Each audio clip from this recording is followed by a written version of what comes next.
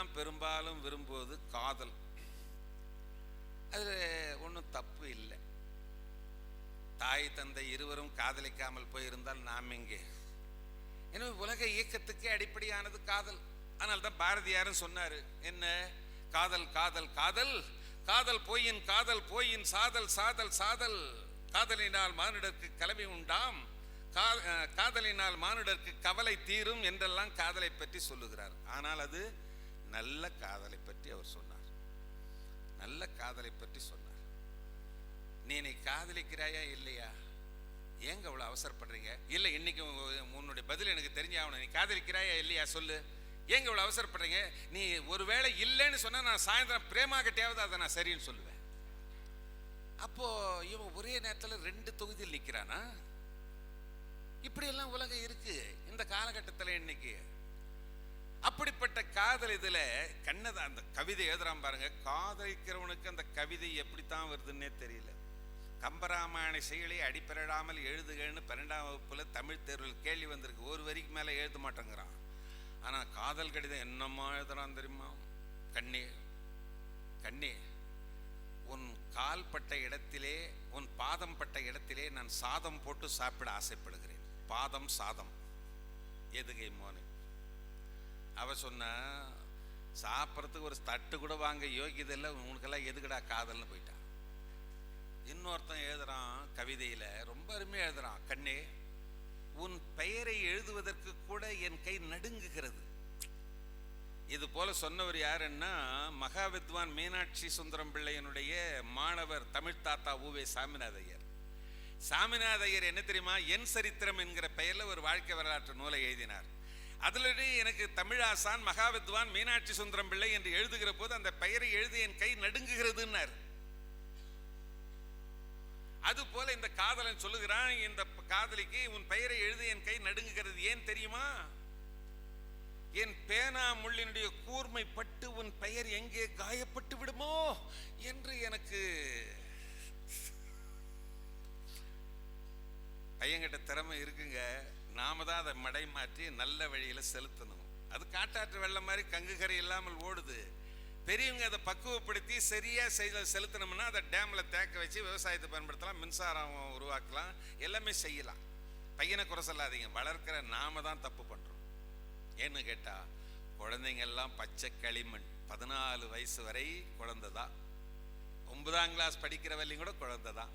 அந்த குழந்தையா இருக்கிறவன் எல்லாமே அறிந்தும் அறியாமல், தெரிந்தும் தெரியாமல், புரிந்தும் புரியாமல், நல்லது கெட்டதை பற்றி தெரியாமல் இருக்கிறான். நாம் அவனிடத்திலே கோபத்தை காட்டுவதை விட அவன் மனதை தொடுவது போல பேச கற்றுக்கொள்ள வேண்டும். அதுக்கு அவனை தனிமையில் அழைத்து கொண்டு போய் பேச வேண்டும். இந்த பார், நீ தான் வீட்டுக்கு பெரியவன், நீயே கொஞ்சம் அக்கறை இல்லாமல் இருந்தா நாளைக்கு உன் தம்பி உன் தங்கச்சி எல்லாம் அண்ணனே அப்படி இருக்கான்னு ஒன்னல்லவா குறை சொல்லுவாங்க. நீ பெரியவன்ல, ஆனாலும் உன் பொறுப்பை நீ புரிஞ்சுக்கிட்டு நடக்கணும். புரியுதில்ல? அப்படின்னு சொன்னோம்னா பையன் யோசிப்பான். உன்னை பெற்றதுக்கு பதிலாக ஒரு எரும மாட்டை பெற்றிருக்கலாம், எரும மாட்டை பெற்றிருக்கலாம். நீ கேட்கறதெல்லாம் வாங்கி கொடுக்க நீ அம்பானி வீட்டில் தான் பிறந்திருக்கணும்டா. இல்லைன்னா நீயாவது அம்பானியா ஆன பிறகாவது என்ன பெற்றிருக்கணும்பா அப்படின்னு பையன் பதிலடி கொடுக்குறான். மனசு தொடர மாதிரி பேசணும். குழந்தைகள் மனம் களிமண், பச்சை களிமண், ஈரமான களிமண். அந்த களிமண் ஈரமாக இருக்கிற போது சாதாரண பருக்கை கற்களை கூட ஒட்ட வைத்து விடலாம். ஆனால் அதே களிமண் உலர்ந்து போய்விட்டால், அந்த மொட்டை தலை ஆள் ஒருத்தர் வர்றாரு லலிதா ஜுவல்லரியில, அவரே இருக்கிற நவரத்னங்களை எல்லாம் ஒட்ட வைத்தால் கூட ஒரு கல்லை கூட உலர்ந்து போன களிமண்ணில் ஒட்ட வைக்க முடியாது என்றால், குழந்தை பருவத்திலேயே அந்த குழந்தையினுடைய மனதிலே நல்ல விதைகளை விதைக்க வேண்டும்.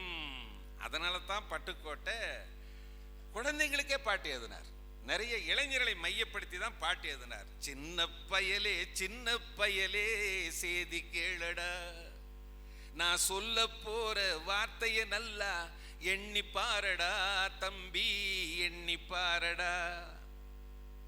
சின்ன பயலே சேதி கேளடா, நான் சொல்ல போற வார்த்தைய நல்லா எண்ணி பாரடா. முதல் சரணத்திலே சொல்றாரு, ஆள் மட்டும் வளர்ந்தா போதாது, அறிவும் வளரும். ஆளும் வளரணும், அறிவும் வளரணும், அதுதாண்டா வளர்ச்சி.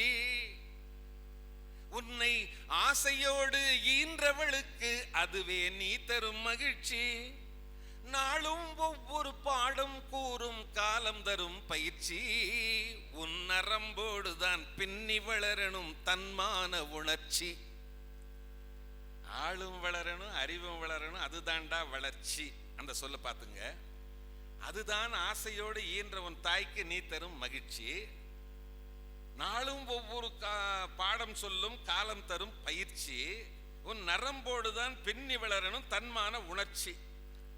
உணர்ச்சி, பயிற்சி, மகிழ்ச்சி, வளர்ச்சி. இந்த 4 சொல்லையும் எதுகை இந்த ஏய்புத்தொடை என்று இலக்கணத்தில் சொல்லுவார்கள். இப்படி அழகாக பாடுவதற்கு அவருக்கு கைவந்த கலை. அது ஒண்ணுத்துக்காகவே பட்டுக்கோட்டையை உச்சந்தலையில வச்சு கொண்டாடலாம். அடுத்த வரி சரணத்துல சொல்றாரு, நீ வாழணும். எப்படி வாழணும் தெரியுமா? மனிதனாக வாழணும். ஏன்னா மனிதன் எல்லாவற்றையும் கண்டுபிடித்தான். வானை கண்டுபிடித்தான், விண்மீன்களை கண்டுபிடித்தான், நிலாவை கண்டுபிடித்தான், கடலுக்கு அடியிலே போய் என்னென்ன உயிரினங்கள் வாழ்கின்றன கண்டுபிடித்தான், மின்சாரத்தை கண்டுபிடித்தான், விளக்குகளை கண்டுபிடித்தான், எந்திரங்களை கண்டுபிடித்தான், போக்குவரத்து கருவிகளை கண்டுபிடித்தான். எல்லாவற்றையும் கண்டுபிடித்த மனிதன் இன்னும் கண்டுபிடிக்காமல் இருப்பது ஒன்றே ஒன்றை தான். எதை? அவனை அவன் கண்டுபிடிக்கவில்லை. அவனை இன்னும் அவன் கண்டுபிடிக்கவில்லை. மனிதனை மனிதன் கண்டுபிடிக்கவில்லை. அதனால்தான் மனுஷனா வாழணும், மனிதனாக வாழ்ந்திட வேண்டும், மனதில் வையடா. இந்த வையடான்றத பாரியே பாருங்க. அந்த ஏபுத்தொடை வரும் அந்த பாட்டு முழுக்க அனாயசமா வந்து விழும். மனிதனாக வாழ்ந்திட வேண்டும், மனதில் வையடா தம்பி, மனதில் வையடா. வளர்ந்து வரும் உலகத்துக்கே நீ வலது கையடா, நீ வலது கையடா. வையடா கையடா. தனி உடைமை கொடுமைகள் தீர தொண்டு செய்யடா. செய்யடா. 3வது, தனி உடைமை கொடுமைகள் தீர தொண்டு செய்யடா. தானா எல்லாம் மாறும் என்பது பழைய பொய்யடா தம்பி, பழைய பொய்யடா. சின்ன பயலே சின்ன பயலே சேதி கேளடா. என்ன பாட்டு, அற்புதமான பாட்டா இல்ல? ஒரு பஸ் எல்லாம் இந்த டிப்போவில் பஸ் ஓட்டுற எல்லா டிரைவரும் என்ன பண்ணுவாங்க, கடைசி ட்ரிப்பு முடிஞ்ச உடனே பஸ்ஸை கொண்டு போய் டெப்போவில் நிறுத்திட்டு பஸ்ஸில் என்னென்ன குறை டெக்னிக்கலாக அப்படி இருக்குன்னு ஒரு ஷீட்டில் எழுதி வச்சுட்டு போயிடுவாங்க. அந்த ஷீட்டை படித்து பார்த்துட்டு இரவெல்லாம் அந்த டெக்னீஷியன்கள், பெரிய இன்ஜினியர்லேருந்து சின்ன ஐடிஐ தொழிலாளி வரலையே ராவோட ராவா அந்த பஸ்ஸுக்கு ரிப்பேர்லாம் பண்ணி செக்குடு அண்ட் வெரிஃபைடு கரெக்டுன்னு எல்லாம் எழுதி வைப்பாங்க. ஒரு டிரைவர் மட்டும் என்ன பண்ணாரு, அவர் எழுதுறதுக்கு அவர் கொஞ்சம் படிப்பறிவு கம்மி.